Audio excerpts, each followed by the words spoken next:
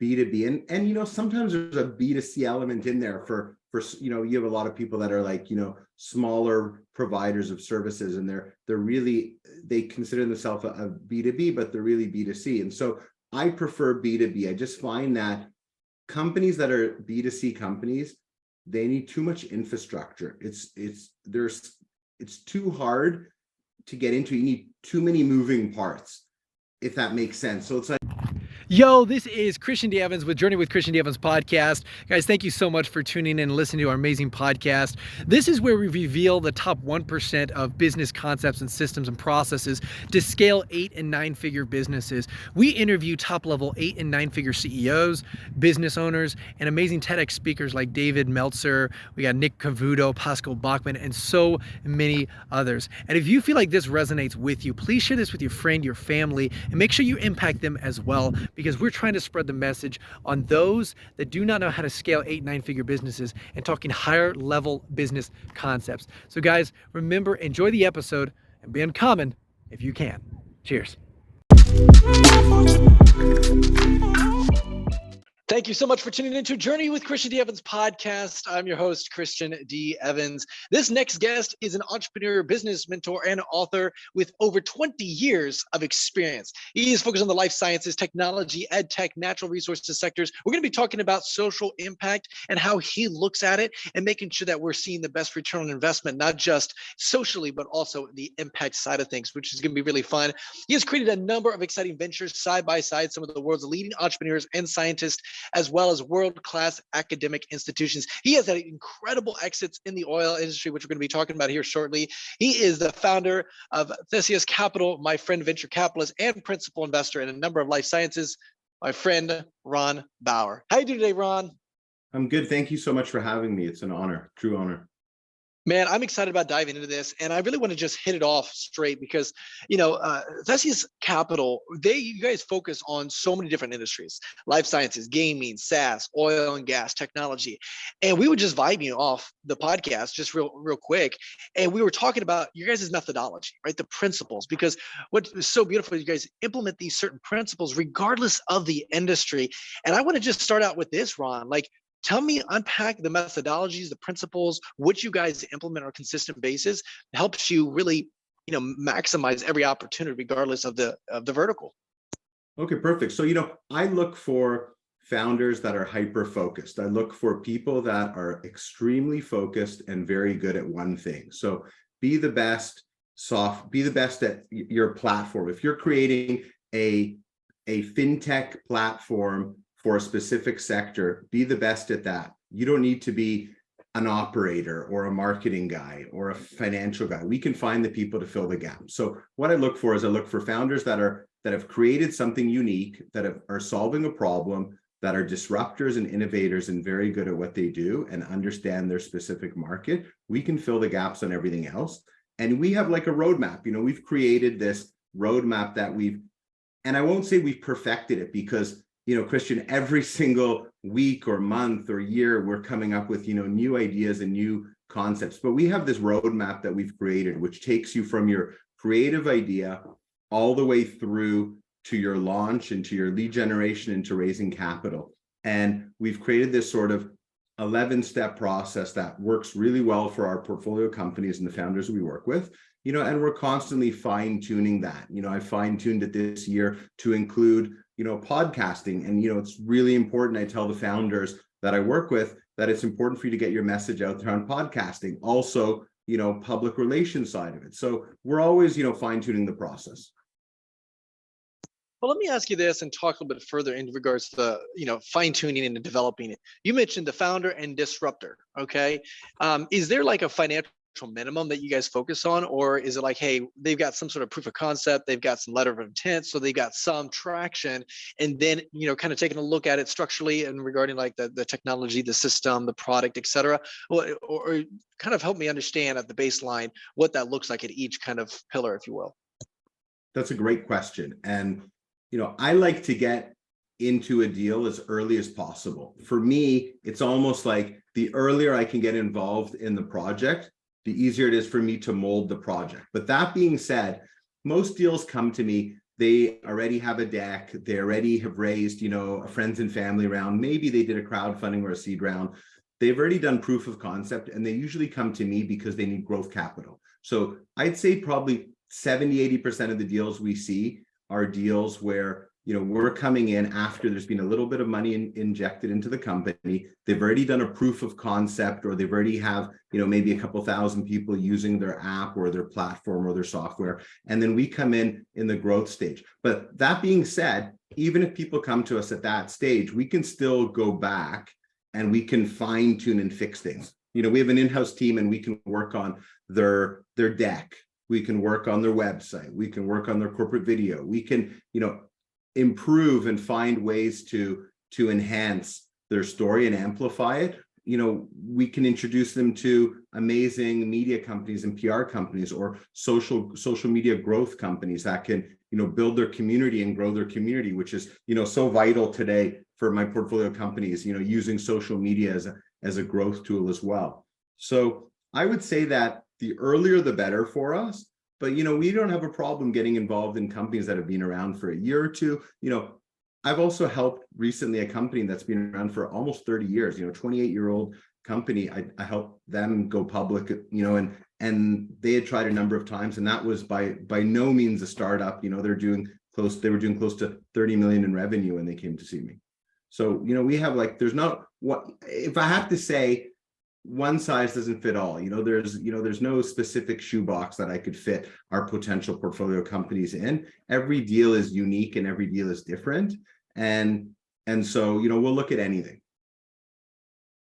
So I was listening. I want to ask a little bit about the disruptor aspect, because what I always find, we've heard about, blockchain and AI and so forth. However, though, we're also seeing, and you mentioned this in one of your other interviews regarding the oil industry, because you were like, hey, the oil, it's consistent no matter what. The industry goes ups and down. And I think you were mentioning where the profit margins were still okay, but it was a consistent, and that's how you were able to really take off. Plus, it was at kind of the right timing, the right moment. I'd love for you to just unpack that a little bit, because then I'd like to kind of gravitate toward how you look at disruptor, technology, proof of concept, et cetera. Of course. You could be a disruptor in any sector. So, when my partner and I, when we set up our company in Africa in roughly 2006,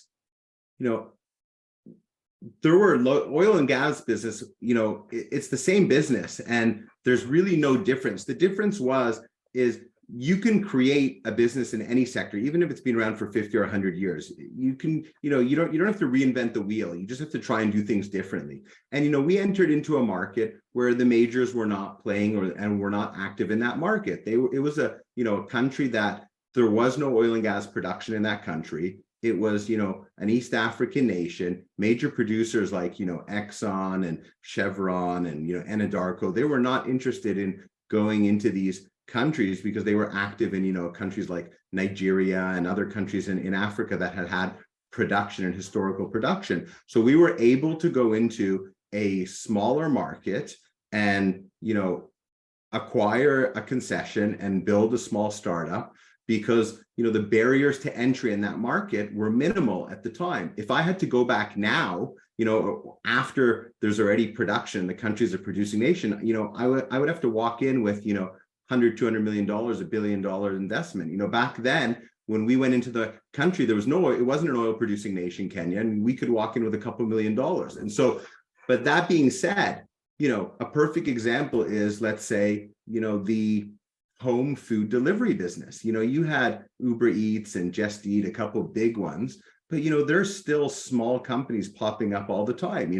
Here in London, there was a small company that popped up called Supper, and they decided, okay, we're not going to focus like Uber Eats or Deliveroo or Postmates, these other companies that are, small orders of $5, $10 size orders or $20 orders. We're going to go after the top 1% or 2% that are spending, $100 on a dinner, and we're going to go target really high-end restaurants. And they grabbed that whole market share because that market segment wasn't on Uber Eats and Deliveroo and Just Eat and and all these markets. So they didn't reinvent the wheel. They just came out with a improved version of it. Same with electric cars. You look at it, Tesla originally, when Tesla came out, if you told me 15 years ago, 16 years ago, that Tesla today would have a bigger market cap than, 3 or 4 of the major car companies combined, you and I would both laugh. I mean, you remember the first Tesla was a Lotus body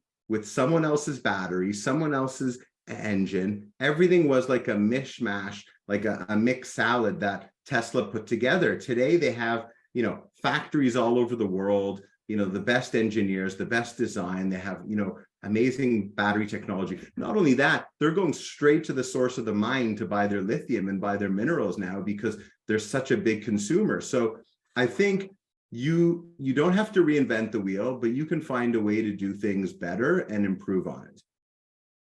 I like what you said there. So it's not that you're going in there trying to find, the next Tesla, right? It's more of the concept of, hey, you know what, this market is already established, like kind of, Uber, for example, the taxi industry. All they did that's still established there, but all they did was came in with a different way of looking at this same industry and exploited, solved a different problem. No, 100%. But don't forget, Lyft came in after Uber, and they're a success story as well. If you think about it, right? So people would say, why would you create a business like Lyft when Uber has such a huge market share? There's room for more than one player. It doesn't have to just have one player. Same with the airline industry. People said, okay, how are you going to compete against these a big airline? There are always rooms and there's always space in there. So let's take a good example of a company that may be one of your portfolio companies. So you look at this, and when you're looking at a deal, okay, are you looking at the market penetration possibility? Like, okay, hey, let's take a look at the research, the data. What's the possibility of growth? Where are they at? Are they solving a big, pain problem that a lot of industry, or that industry, whatever that may be, is facing? And then obviously the potential scale as well. That's kind of what you're visualize. Is that correct? I'm looking for, so I'm looking for, first of all, I'm looking for what is the problem you're trying to solve? So what is the problem you're trying to solve? That's the first and most important thing. Let's not worry about making money right now. Let's figure out what problem are you trying to solve, and are there other people like you in your country and around the world? So the first thing I look for is, what's the problem? Let's find a solution. Then I want to know, is it scalable? Is the problem that you've created a problem in Canada or the US? Will it be a problem in the UK and Singapore and Hong Kong and Australia? How big is that problem, and how scalable is your business? Can you move it from country to country with ease without too much regulation? So the problem, scalability, what's the addressable market? Exactly like you said. Okay, now how big is that market? And what, with a small piece of market share, can you have a scalable hockey stick growth model with a business that generates huge revenue? Okay, and then the next thing is, can you run this business and operate it with as few people as possible?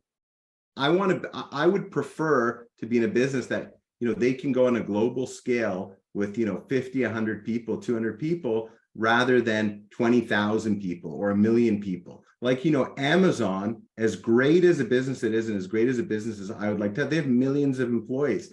It's a business that's, the economies of scale and the barriers to entry are very difficult. But if I create a fintech platform and a software that can solve a problem, and it can be translated into 30 languages and taken all around the world, and I can run it from, the UK or from America with smaller satellite locations, that's a business that is, hugely scalable, because you can, I'll give you an example. A business came to me, they've created this widget for Microsoft Teams. Great solution that can click onto Microsoft Teams. Microsoft says, we'll market it. They have 120 million people to market it to. Okay. If they only grab 1% market share of those 120 million people, and that those the 1.2 million people that are paying for it $30 a year, that's $36 million of revenue, and they can run this company with like 20 people. That's a $300-400 million company. If you think about it, it's crazy, it's insane. Whereas if I create, an amazing restaurant idea, and I want to franchise it, and I want to have 500 franchises, I need thousands of employees. So I'm looking for businesses that can be, they don't have to be fully automated, but they can be, any element of automation is great in today's, market. And a perfect example of that is, when I did my MBA, we did a trip to China, okay? And they took us to this dry noodle factory in China. I know it sounds ridiculous, but it's a Hong Kong listed company owned by Taiwanese family, okay? The thing's listed at like 2 billion market cap, okay? It's ridiculous. They control like 70-80% of the the dry noodle business. The noodles you get in those boxes and you pour hot water on, the dry noodle. And they took us in their factory and it was robots everywhere. It was like the lightning speed moving around. They had 11 employees in a factory that they used to have 300 people working in. And those 11 people, their job was really to make sure that everything's operating smoothly. They had them on a 24-hour shift. They were more maintenance. They were more maintenance, people rotating on shift work. And it just shows you the way of the future, how automation and simplicity is paramount. And so I think that really it's finding, let's find a solution to a problem. Let's find something that's scalable and portable. It can be not just scalable, but it can be taken across borders, across geographies, across continents, and the only barrier is the language which you can adapt to. And that's something that can be run with the least amount employees as possible and be automated. Those are the type of businesses that I'm looking for. And that's why I'm really interested in, fintech, because fintech and SaaS are very automated, like, digital banks or financial software, or SaaS, like software as a service, is a great space, a great model. EdTech is digital education, where everything can be done remotely online. Things that involve, robotics or automation, finding solutions. Those are the things I really like. Gaming, you create an amazing game. My kids are both gamers. And if you create an amazing game, millions of people can download it and play it, and you just can keep updating it with a production company. Also, I believe metaverse is the future, and Web 3.0, using virtual reality headsets. I'm conducting meetings with people on various metaverse platforms, and it's unreal. It's like you can look around and you're in someone's office. If you told me that 5 years ago or 10 years ago, again, it was something like out of like a sci-fi movie or a dystopian fantasy. So I think really I'm looking for these really interesting, scalable growth type businesses that are the future. See, it's so interesting that you're saying this, because, and I appreciate you diving into it. And yeah, metaverse is really exciting stuff. And I was watching some of your YouTube stuff, the shorts on that. But you're talking about scalability, market share, as well as automation and the streamline, really just keeping a very light team, right? People. I wanted to come around in the market share aspect, because I think so many of us, when we're doing investing, or a lot of our listeners, when they're going in there, we all want to get that 90% market share and do this huge, massive thing, right? That the best, best scenario. But the reality is, when you're looking at it, I'm curious, Ron, or do you sit there and say, okay, hey, what is the percentage of possibility that they will get 1%? Is there a baseline metric in market share? Like, okay, you know what? The market cap, the market potential is $100 billion. Okay, so that's cool. Then saying, hey, what is our possibility of getting 1% or attaining 1% capture of that market? And then as well as working the numbers backward and say, okay, if we do attain 1%, are we profitable, like in your circumstance, right? Or is there a baseline of 5%? Or is that kind of more of a vanity metric? I'm just curious, just so I know, like when you're looking at it, it's like, okay, hey, this is kind of what we're looking at. And is that, what's the possibility of us scaling this company when we invest into it, getting them to that 1, 2, 3%? If anything beyond that market share, wonderful. That's just cherries on top. So difficult to look at, market share and assess.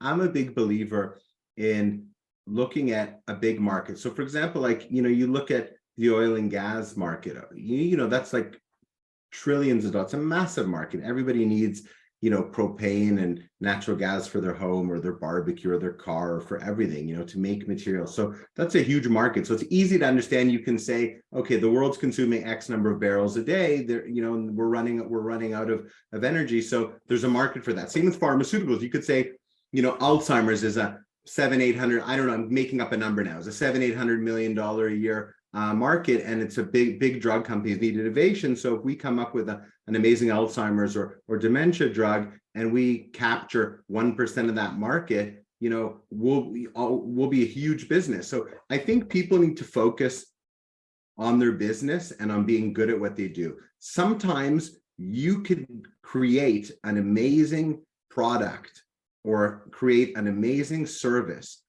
and develop something and invent something, and it may seem like the value to you and the revenue to your company is so far away and is so far away on the horizon, but to someone else it has huge value.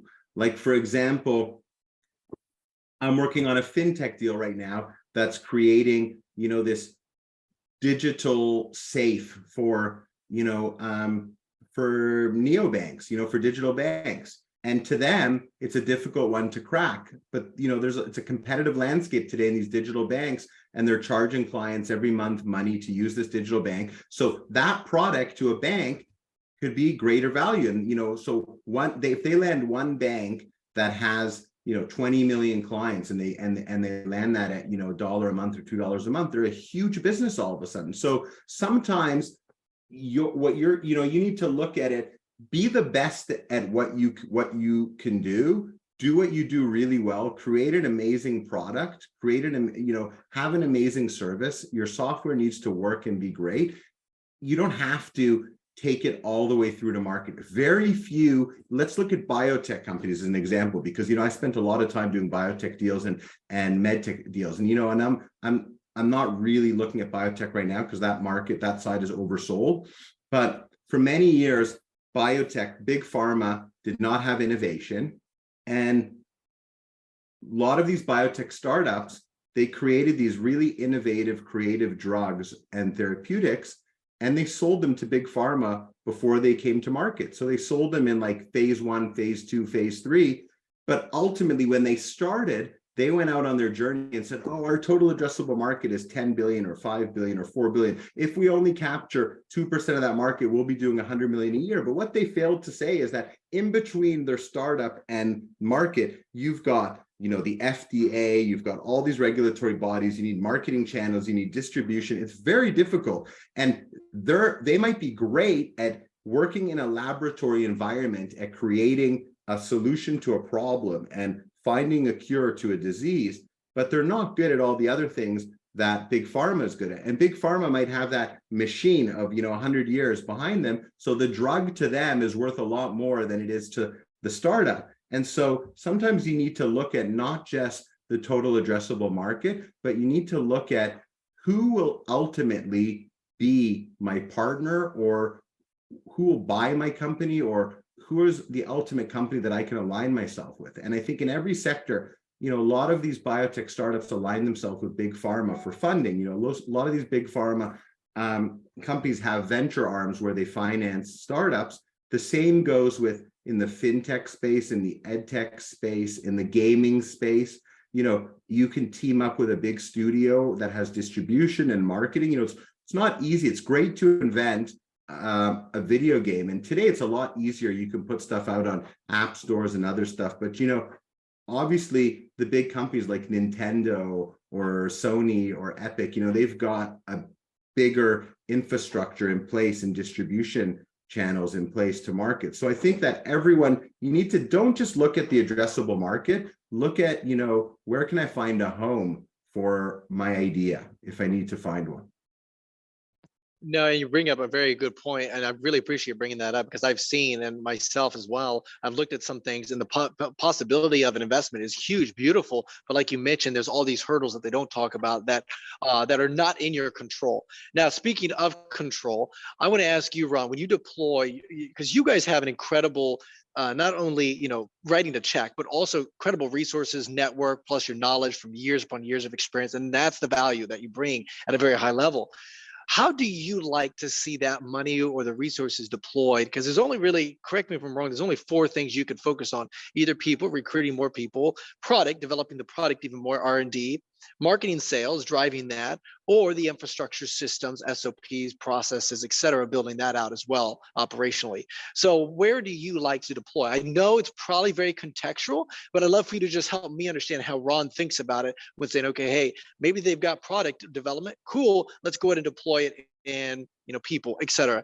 Help me walk us through that. The most important thing for me is proof of concept. Is you can't go to market with your, so let's say if you have a SaaS platform and you're creating a product, you cannot go to market unless you know it works 100% and it's not going to glitch. I'm a big believer in lead generation, in spending money on, outreach. I've been spending these past, 2-3 years, I've become a real expert at, B2B lead gen and outreach, figuring out if you're a service-based business or a SaaS-based business, how do you get users? How do you get people? How do you get businesses involved? How do you create, interest in the product or the service that you're offering? But you need to make sure the product and the service that you're offering works well. Because if you go out, you only have one first chance, one first bite at the apple. And if you get it wrong, it's really hard to recover. I mean, you can beta test and you can do a couple focus groups and other things, and that's fine, and it's commendable, for people to say, we want to do this and we want to do that. But I think it's really important. I was involved in a software company that had, a SaaS platform, and they launched it too early and they had so many glitches. People said, forget this, I'm going to delete this thing. And, they wrote horrible reviews and comments about it, and they never recovered. And it was a mistake. And, they could have, but they rushed to get it out. They wanted to have people sign up, and people were signing up for free, Christian. It wasn't like they even had to pay for it. And, I have another deal right now that I'm involved in. And I've said to them, I said, you need to make sure, they have 3,000 people using it right now, beta testing it. And I said, you need to go back to these people and prompt them and prod them. You need to say, are you using it? What's wrong? Give us feedback. You need to go and properly test it, understand the glitches, try it. Because, when you go out on a big outreach campaign and marketing campaign, like I said, if you fail and you make mistakes, you're in trouble. Same with product, like direct to consumer. If you make a dress and you're selling it to people, and you have influencers going out and they're promoting this dress to all their followers, and you can't deliver the dress because you have fulfillment issues, that's usually the biggest issue. The biggest issue is you can't make as many, people always think, they say we want to be a success and we want to do well, but they don't plan for it. So they think, great, we're going to go and spend money on marketing. We're going to hire these influencers. We're going to go out with a big marketing campaign. Now you get all these orders. What happens if you can't fulfill those orders? People, not, and I know it sounds like a ridiculous problem, but it happens all day long.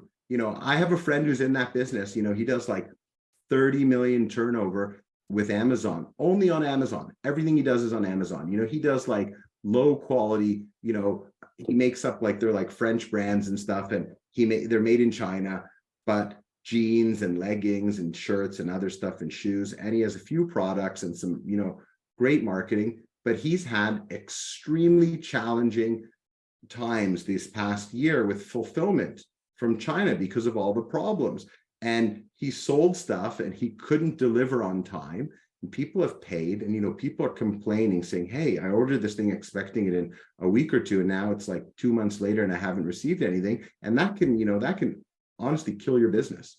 And I've seen it happen time and time again. So, you need to be ready for, the launch of your business. That's probably the key thing. So I like to spend money on, to answer your question properly, I like to spend money on the actual proof of concept, the product. So your idea, build it out, get it working, test it, and test it for every event of failure. And, choose a couple smaller markets. If your market's the US and that's your big market, and you're going to launch in the US, choose a smaller state first. Go to one state, choose it, tell people it's beta testing, it's a proof of concept. Don't be shy. You don't have to tell people, oh, this is our launch. You can do your launch later, do a beta test it out. You can go to a different country. A lot of people go to places like Australia or New Zealand or, Ireland or the UK, which are English speaking countries. They go to Canada too, which are, some markets that are very similar demographics to the US. And, they find that if there's a failure there, it doesn't work, they can figure out the glitches, and then they can launch it, back in, domestic market in the US at a later stage. But I think it's really important to get your launch perfect. That's key. It's easy to market. You can find loads of ideas and creative ways to market. You can find loads of ways to create lead generation, but you need to be able to fulfill those orders, and you need to be able to deliver the service or the product that you're offering. That's key. Man, you're bringing up some really good advice, and I really appreciate you just kind of foot stomping on that. And that's where you like to deploy the money, but also really good example.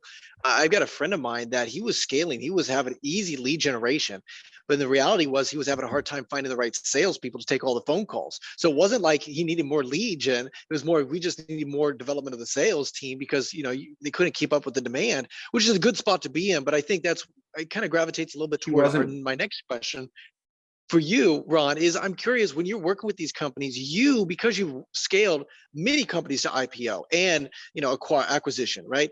So I'm curious when you're looking at it, you can anticipate the growth pains, the growth trajectory. Like, okay, hey, we're at this stage in revenue. I know exactly we need to start focusing on recruiting or anticipating what's coming next, right? And so I'm curious if you could, and I know that this is very contextual, but I don't know if there's a baseline of revenue, where they're at revenue-wise, okay, this is what they need to be focusing on, or is it more of just infrastructurally or maybe employee size? That's when they start looking at these different phases of the company's evolution.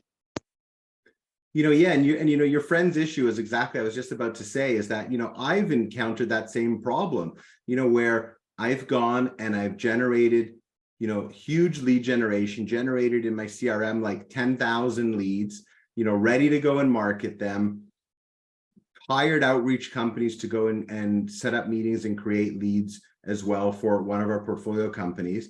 And then we didn't have anybody to answer the calls or to handle the closing. We didn't think about it. And all of a sudden, we went and we created the business, got it ready. We had the leads to market to, we had the outreach to go out to them, to email them or to call them or to advertise to them. But the most important thing, like you said, is the people on the phone that can, you need, it's great if it's, if I'm doing like 1 or 2 deals a month, I can handle the calls myself. But, if you're like a SaaS platform and you want to get 1 million subscribers on your platform, you need proper customer service, like, live chat too. I tell people always have, be ready with a real person, a live chat, invest money in a live chat. That's really key. Too many times people go to these websites and they've got these automated chatbots, and if it's really important to have someone at the other end that can answer a question, that can help people. So I think it's key. I like to deploy money, again, like you're saying, you need to have sales is obviously the most important thing. Too many people, they think sales is not the most important thing in a business, but without sales, you don't have a business. If you don't have revenue, you can't pay for developers, you can't pay for salaries, you can't pay for infrastructure. Of course you need something to sell, but you need the sales side of it is probably the most important part of the business, in my opinion.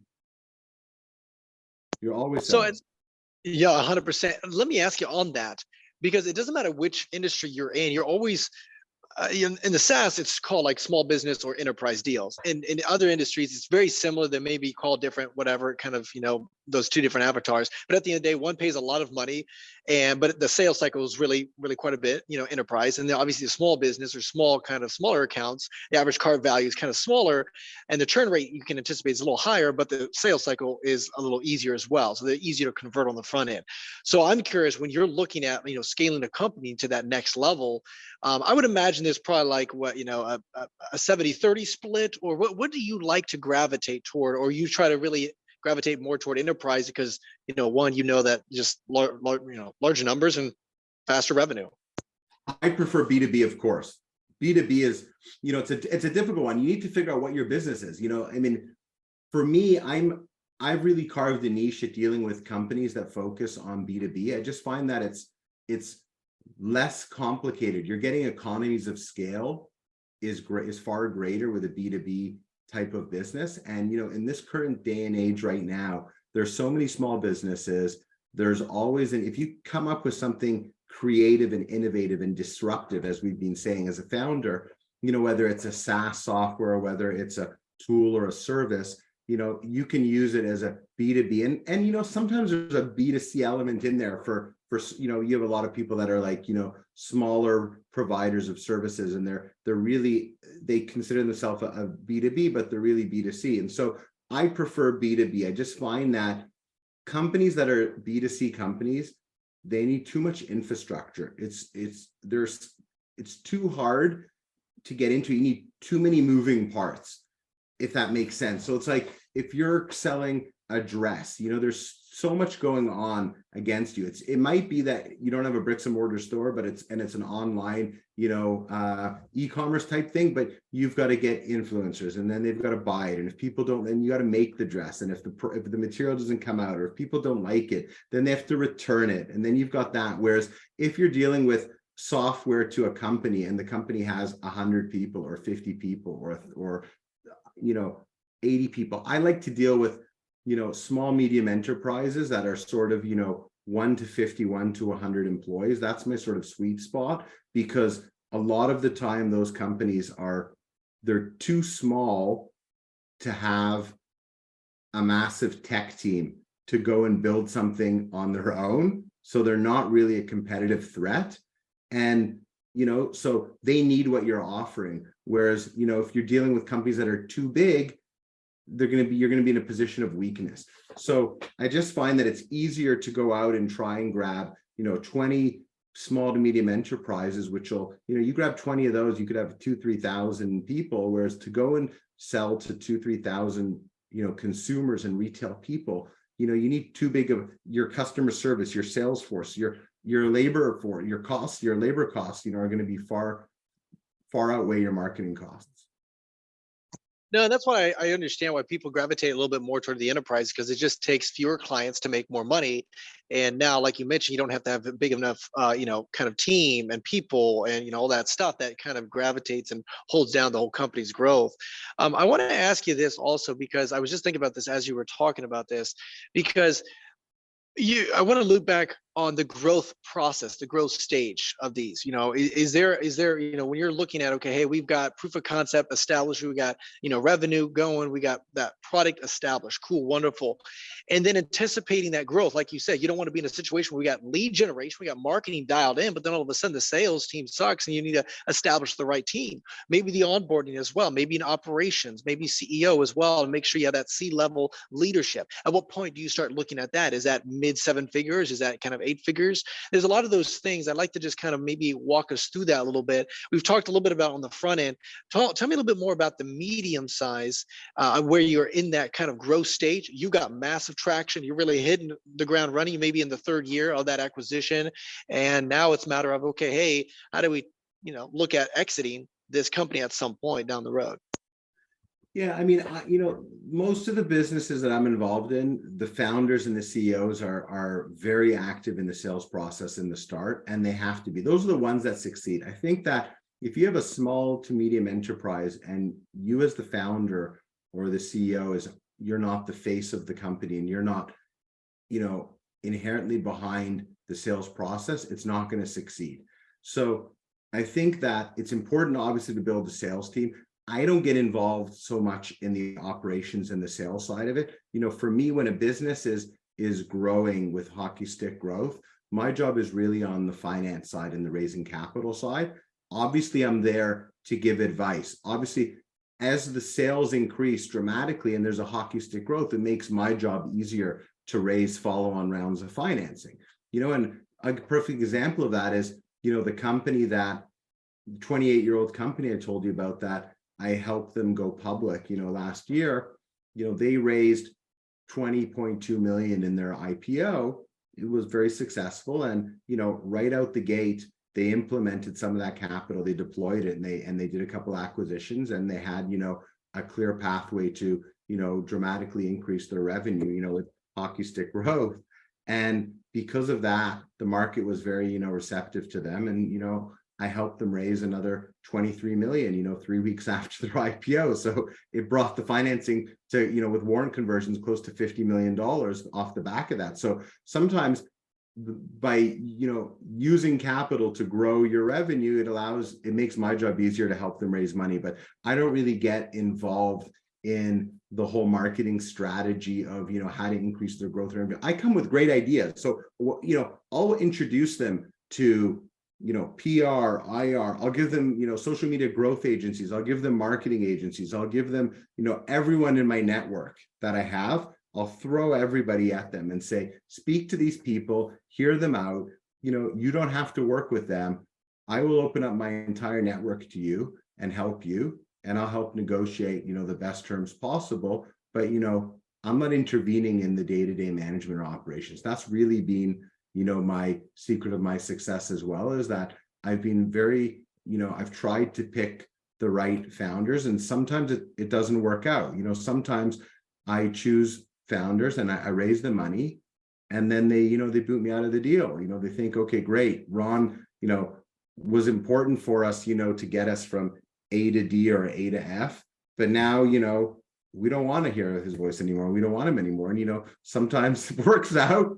Usually it doesn't work out and the deal goes to shit and falls apart. But, sometimes personalities clash and it doesn't work out. And I've had great situations. I've had another deal where 0 to 14 months, from startup to 14 months, I helped the CEO and founder of the company raise $70 million, in 3 rounds in warrant conversion. And, the founder still calls me up to this day, almost a year and a half since he's gone public. He calls me up, he advises with me, asks me for advice and for, connections and taps into my network. And, I have a great relationship with that CEO.